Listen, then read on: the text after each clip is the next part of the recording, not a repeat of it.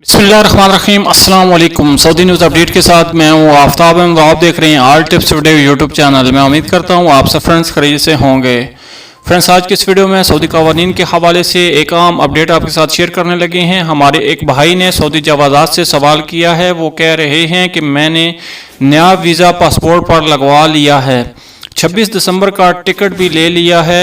नए वीज़ों वालों के लिए सऊदी अरब आने पर कोई पाबंदी तो नहीं। फ्रेंड्स, आज की इस वीडियो में जो सवाल है इसी के ऊपर बात करने वाले हैं। तो आगे बढ़ने से पहले मैं आपसे एक छोटी सी रिक्वेस्ट करता हूं, अगर आप मेरे चैनल पर पहली मरतबा आए हैं, न्यू मेहमान हैं, तो प्लीज़ मेरे चैनल को लाजमी से सब्सक्राइब, वीडियो को लाजमी से लाइक और अपने फ्रेंड्स के साथ शेयर भी कर दीजिए। तो चलिए ज़्यादा टाइम वेस्ट किए बिना वीडियो को शुरू कर लेते हैं। सऊदी अरब में कोरोना वायरस की नई लहर के खदशे के पेश नज़र बैन अल-अक़वामी सफ़र पर पाबंदी आयद कर दी गई है। पाबंदी का मकसद लोगों को बरतानिया और यूरोप ममालिक में फैलने वाले कोरोना वायरस की नई शक्ल से महफूज रखने के लिए किया गया है। इस ज़मन में वज़ारत सेहत का कहना है कि कोरोना वायरस की नई शक्ल के हवाले से माहिरीन तहकीक कर रहे हैं ताकि इस वायरस के फैलाव को जांचा जा सके। सऊदी अरब में बैन अल-अक़वामी सफ़र पर आयद पाबंदियों के साथ ही तमाम मामलात रोक दिए गए हैं।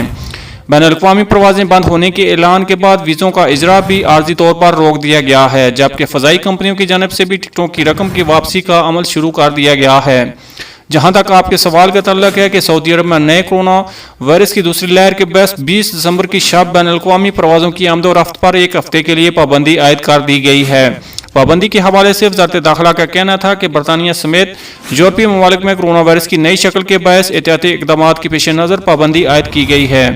सऊदी अरब में वज़ारत सेहत और दीगर इदारे मुश्तरका तौर पर हालात का जायजा लेने के बाद लाए अमल मरतब करते हैं। इस ज़मन में हुकाम का कहना है कि कोरोना वायरस की दूसरी शक्ल के हवाले से माहिरीन अभी तक तहकीक कर रहे हैं।